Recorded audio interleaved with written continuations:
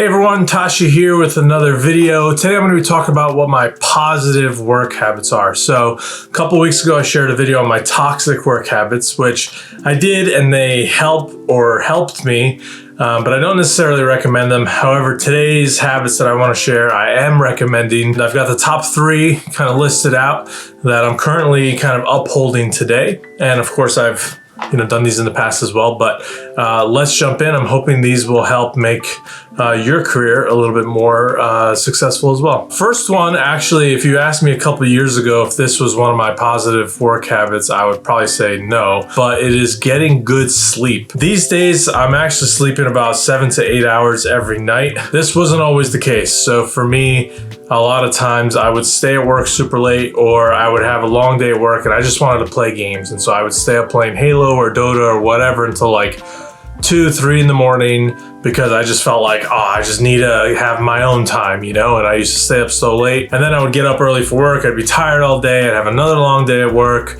or I wouldn't be as productive because I was still so tired and I just couldn't get things done as much as I wanted to. And now I've pretty much stopped all that. So for me, what I found is after 9, 10 p.m., at least for me personally, there's not a whole lot going on. There's not really a major reason for why I should stay up super late, especially when right now, work is really busy. I'm focused on doing the best I can there. That's kind of my main priority right now. And so I want to make sure that I'm energized and ready to go, and I'm able to deliver for the team on what's expected of me. I'm usually in bed 10, maybe 11 o'clock.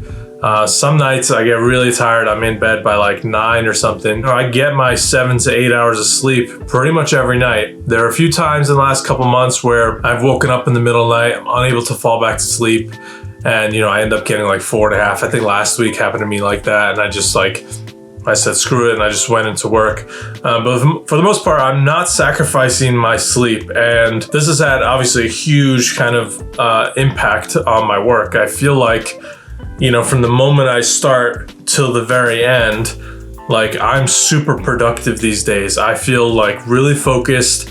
I feel like I have the energy to, finish a whole day's worth of work for the kind of clip that I'm running at right now. I feel like I'm making good decisions. I feel like I have a lot of clarity of thought.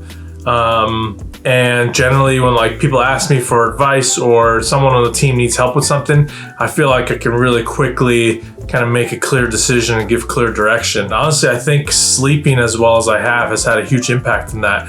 And what's interesting is not even all of this is my choice. There are some days in the last month and a half, 2 months where, let's say I've gone to sleep at 11 o'clock and I'm like, what, I want to get up at 5 and I want to go work out and then go into work. And my body is just it's not letting me wake up until I get 7 or 8 hours of sleep, which I find kind of fascinating, and it's kind of new.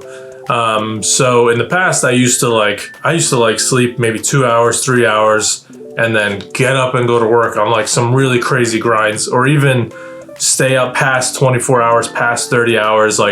I've done some really stupid kind of work grinds in the past. One, I don't really care to do that anymore, and I don't actually think it's healthy. I also don't think it's the most productive thing too. 2, my body just doesn't let me anymore, and I'm actually very okay with this because I feel like I'm better off for it. So, my body won't let me get less than really 7 or 8 hours of sleep, unless it's the one-off nights I mentioned, where I get up and I can't fall back to sleep. But usually if I try to set my alarm too early, and I know in the back of my head I have more time to sleep before the first work thing happens, a lot of times I won't even hear the alarm. I'll just sleep right through it, or I'll wake up and turn it off and I don't even remember that. I just wake up 2 hours later. I'm oh crap, I guess I needed those full 8 hours. So I think it's also a symptom of I'm just going really hard on work right now, and my body is responding in that way. But ultimately, I'm not upset about it. Actually, I'm recording this on President's Day. We had the day off of work today. I'm still getting a few things done, but I got to sleep in.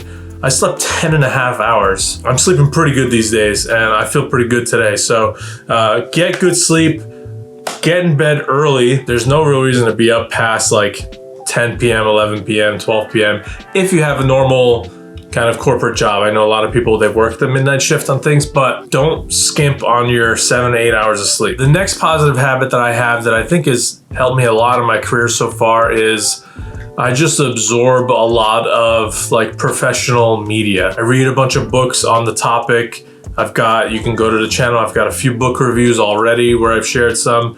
I also listen to a lot of podcasts.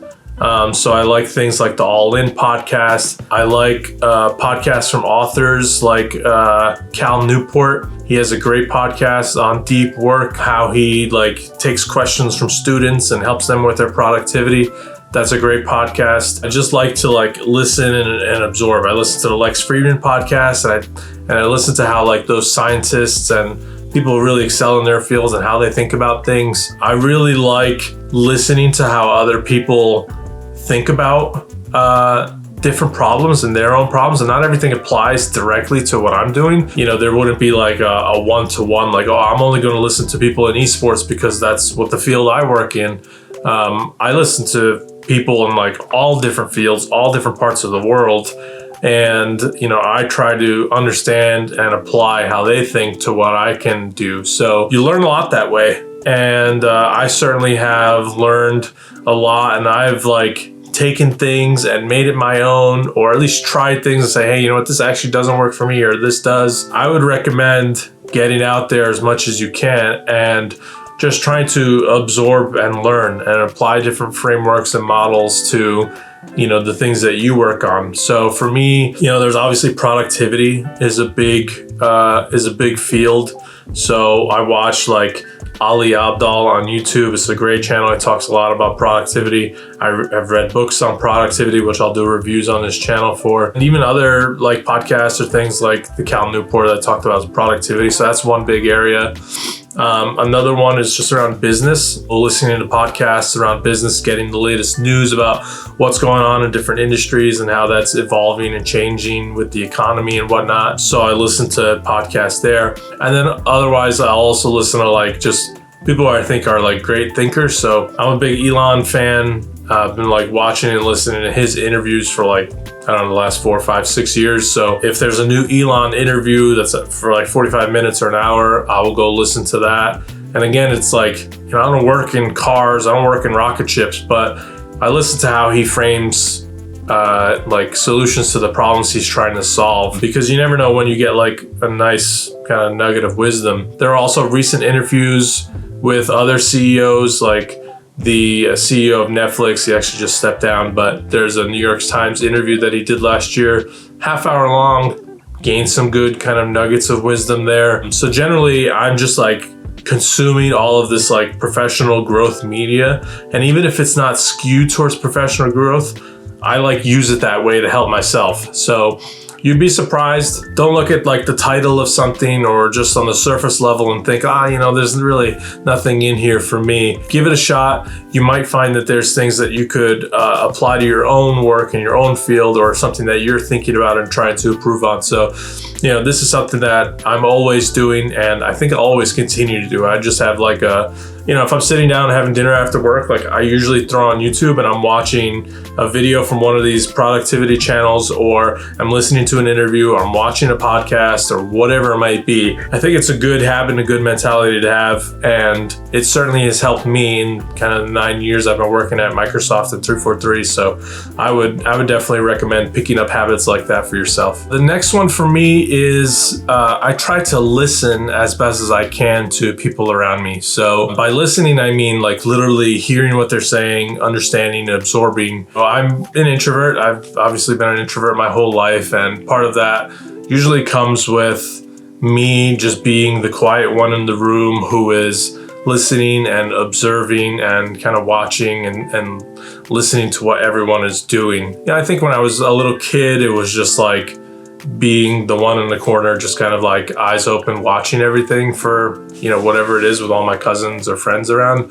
But I think now in the professional world, and when I'm in meetings with, the team, or meetings with my boss or management, whoever, I find myself listening more than anything else and really trying to understand and listening to understand instead of listening to respond, trying to also, depending on the conversation, just like with the second point I made, trying to see where I could learn and improve, right? So if my boss is, delivering, let's say, presentation to the whole studio, I'm not listening just to kind of hear what she's saying and imparting with us. I'm also listening to how she's kind of framing everything and how she's speaking, and taking that as a bit of learning for myself. Say, oh, I realized the way she worded it that way is because it's more clear for the audience to understand, and like, oh, that's a good tidbit for me to keep in mind. Listening is kind of like this muscle that I've grown over the years, just naturally as a kid, and now it's really helped me professionally, and it's all in different situations, right? Like, the team that works on the product with me, it's really important that I hear out what they have to say, what they like, what they dislike.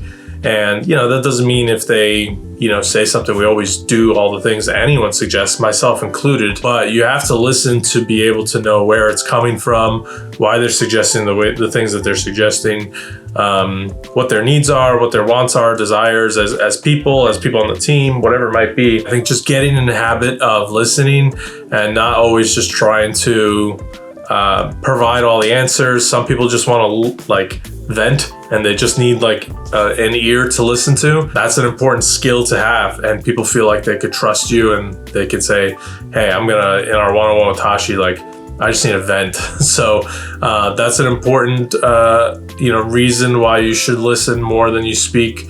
So I would say get into the habit of listening, and also asking questions like, hey, can I repeat this back to you just to make sure I understood what you said?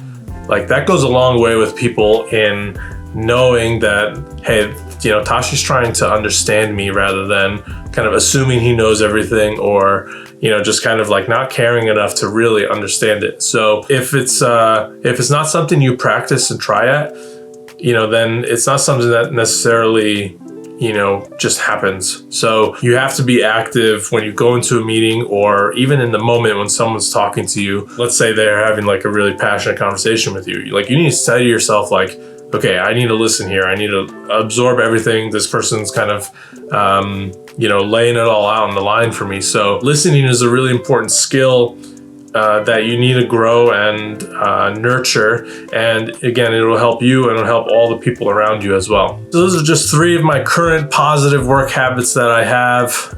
They've helped me. I hope they help you as well. Let me know in the comments if there are any other positive work habits that you have that you can share with this growing community. Be sure to give the video a thumbs up and subscribe if you like the channel. I'll see you guys in the next one.